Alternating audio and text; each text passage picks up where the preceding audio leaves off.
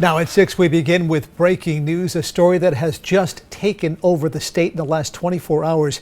The 195 West Washington Bridge shutdown and the overwhelming domino effect it's having not only on Providence, but East Providence and Pawtucket. You're looking live at the Washington Bridge with our Skycam HD. 195 westbound lanes on the Washington Bridge abruptly shut down last night right around this time, with the DOT saying that prevented a potentially catastrophic situation. We have live team coverage of the closure of the 195 West at the Washington Bridge, and that traffic mess it's created all the way back into Massachusetts. We begin tonight with ABC 6 News anchor Alyssa Zara joining us live in Providence with more on what state leaders are saying about all of this. Alyssa. John, RIDOT says they had to shut down the bridge for repairs to ensure safety for all travelers, but is working with the communities most affected to try to figure out a solution to this plethora of traffic. Governor Dan McKee speaking for the first time publicly Tuesday following the immediate closure of the westbound lanes on the Washington Bridge Monday nights. As many Rhode Islanders spend hours in traffic, McKee says officials are working to figure out new travel times for residents. I think it's in minutes. Did it take you 25 minutes to get over the bridge from point A to point B on a normal day? And now we got to measure what that now is. Is that 50 minutes now, or is that an hour? We got to communicate to people what the time frame is on the particular trips, and also try as best we can lower that count that actually going to use the bridge by finding other options for them.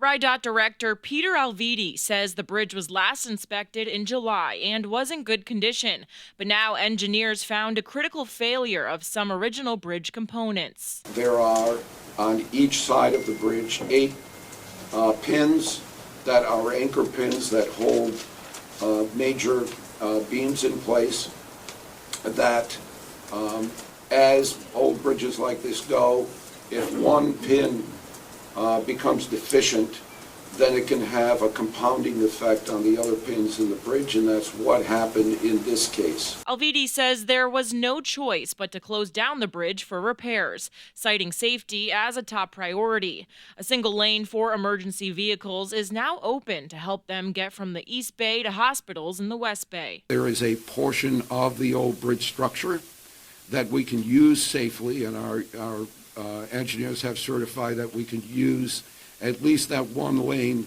of the old bridge for emergency vehicle purposes, police vehicles and rescue vehicles. With at least 90,000 people traveling over the Washington Bridge every day, the Department of Transportation is working on opening up temporary lanes within the next 2 weeks. Our engineers are confident that we can have a temporary 2-lane opening to the westbound traffic that will utilize 2 lanes of the eastbound bridge that is adjacent to this. The current repairs are also requiring a 2-lane closure on 195 East near exit 1A for roughly 2 weeks.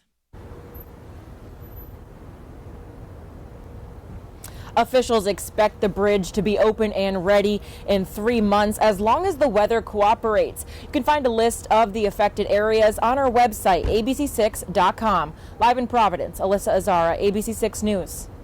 Alyssa, thank you. Continuing now with our team coverage of the 195 West Washington Bridge shutdown. East Providence city officials pressed into action after their city was just overwhelmed by a tsunami of traffic since the closure of the Washington Bridge last night, with detours taking thousands of additional vehicles through their city. Councilors holding an emergency meeting tonight trying to address as much as they can at this point. ABC 6 News reporter Josh Kerman sat in on that meeting. He joins us now live from East Providence. Josh, what can you tell us?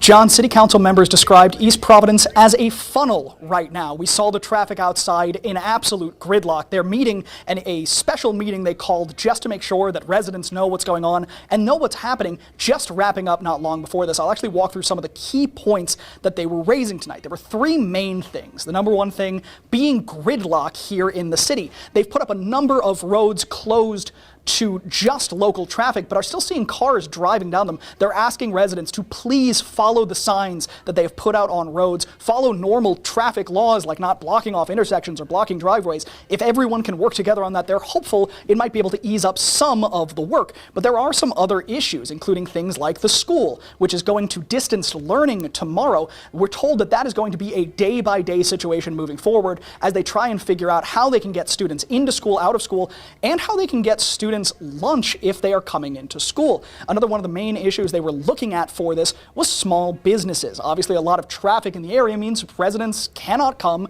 to local small businesses, missing appointments and things like that. They are looking at possibly working with the Small Business Association on the federal level to try and recoup some of this lost revenue, something we're told they learned during COVID, how they could help some small businesses when they were facing issues like that. Now, just a number of the irons in the fire trying to solve this, trying to make this as easy as possible on residents for what could be a multi-month process to actually fix this problem. But for now, they're just saying, we are working on this, we are paying attention, we know what's going on. They have another meeting set up for next week where they will hopefully address more issues as it moves forward and hopefully more solutions. We'll have a full look at what they talked about today coming up tonight on ABC 6 News at 11. We'll bring that to you tonight at 11.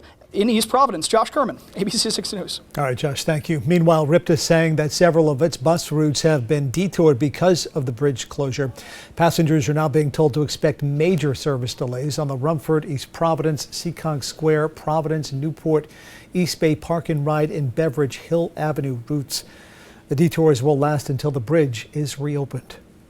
We'll continue to update our website, which is abc6.com, with the latest on the Washington Bridge closure. You can also find detours, at least routes that are being suggested by the DOT. Again, that's abc6.com. I change up the conversation now. Bring in Storm Tracker Chief Meteorologist Jeff Benson joining us live in the Weather Center. Jeff. John, pretty quiet weather out there. Fortunately, you know, we don't need any other inclement or impediments for the drivers going on out there. And fortunately, it's going to be a quiet weather week, obviously for the crews as well. That's important. You need them to, have as little impediments as possible to get that bridge fixed up. But again, as you have been and our entire team has been talking about, unfortunately, it's probably looking at a matter of months and not weeks or days. Right now, 35 in Providence, Smithfield as well. Westerly, one of our few remainders at 40 degrees. Again, we saw 40s this afternoon across the board, but we have come down significantly in spots now.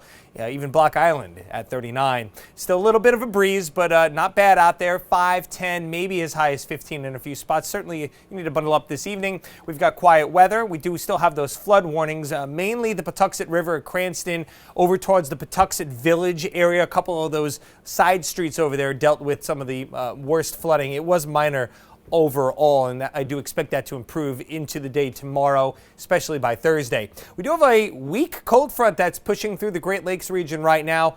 It looks like it's going to bring us maybe some showers, but it's not. We've got that quiet stretch continuing through the end of the week.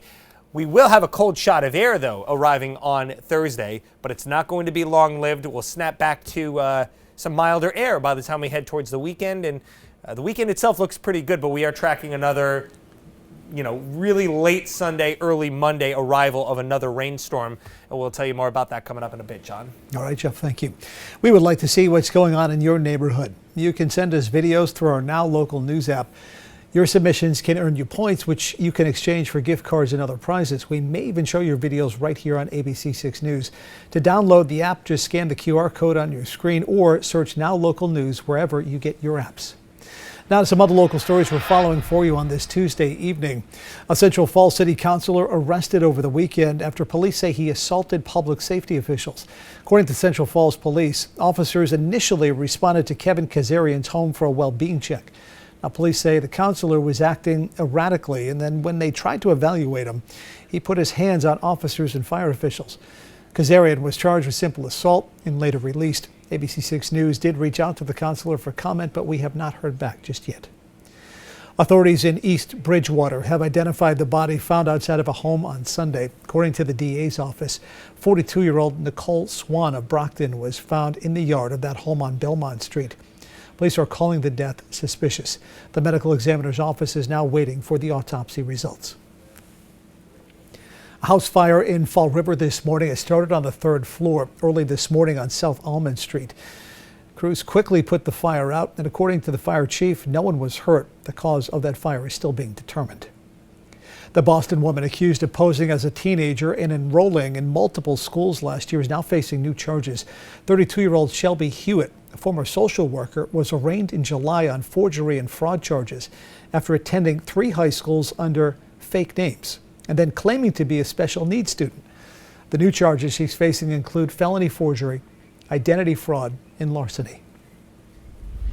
Now to an ABC 6 News update. Former Cranston City Councilor Matt Riley is back at the ACI. The 42-year-old was arrested in May after Cranston police body camera video showed him passed out in his vehicle.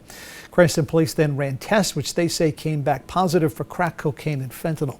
Then in June, new charges were filed against Riley, accusing him of having an inappropriate relationship with a minor. Now, according to a state corrections official, Riley was brought back into custody from home confinement to await trial, but no further information was provided. Harvard's president, Claudine Gay, appears to be staying put. The university's highest governing board saying that she will keep her position. The board said it believes that Gay is the right leader to help the community heal. Harvard leaders have faced calls to fire her over remarks that she made last week at the congressional hearing about anti-Semitism on campus. But she's also received plenty of support from hundreds of faculty and alumni. A Cranston man appeared before a federal judge in Connecticut this morning to plead guilty to charges of making a bomb threat back in 2021. According to the U.S. Attorney's Office, 44-year-old Alexander Bradley made a phone call to the Yale New Haven Hospital, and he complained about being denied care there. He told the employee that he put a pressure cooker with a bomb outside of the building, which turned out to be a hoax. Bradley is set to be sentenced in March. He faces up to 15 years in prison. Happening across New England. Republican presidential hopeful Nikki Haley is poised to get another endorsement. This time, New Hampshire Governor Chris Sununu is set to endorse her, the former South Carolina governor. That's supposed to happen tonight at a rally in Manchester. Governor Sununu is set to aggressively campaign on her behalf until the primary in New Hampshire, which is January 23rd. Governor Healy and Florida Governor DeSantis are battling to become the leading Republican alternatives to Donald Trump. Still ahead tonight on ABC 6 News at 6, the Patriots are down another quarterback. Ian has the details on Malik Cunningham moving out of Foxborough. Plus, Jeff has a look at your full 7-day forecast. And before we go to break, we want to let you know about our Now Local News app. If you see active weather and it's safe to do so, send it to the app. Just scan the QR code on your screen and send your video content. You can get points that can then be redeemed for prizes. You're watching ABC 6, Southern New England's trusted news source.